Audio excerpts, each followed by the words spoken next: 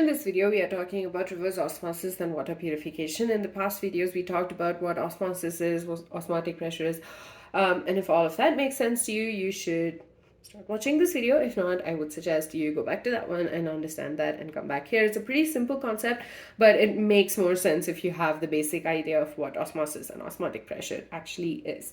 So here you have an example of a system.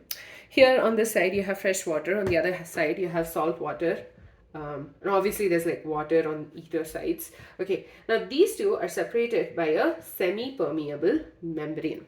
Now on a normal, when this system is as it is undisturbed, what will happen is, because of what we studied till now, the fresh water is going to move through the semi-permeable membrane into this, and this in turn is going to lead to an increase in the water level on the saltwater side. Right, that is what osmosis is. It's passing the solvent is going to pass through the semi-permeable membrane into the solution. Now let's take a piston. Okay, and we are going to apply enough pressure which is higher than the osmotic pressure. So the pressure applied is higher than osmotic pressure.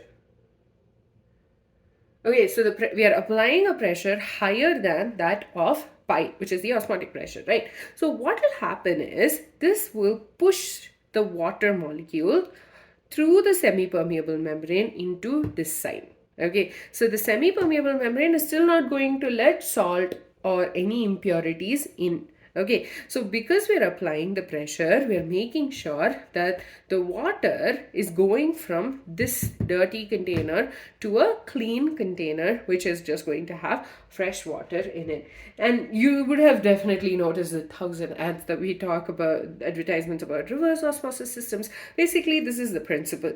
What we're doing is we're applying a pressure higher than that of the osmotic pressure and making sure that the water alone moves forward and retaining all the impurities. Now we can use a variety of polymer membranes, and one more important thing is that the pressure which is required for this particular process is quite high. Another example of a semi-permeable membrane that can be used is cellulose acetate. Basically, the cellulose acetate is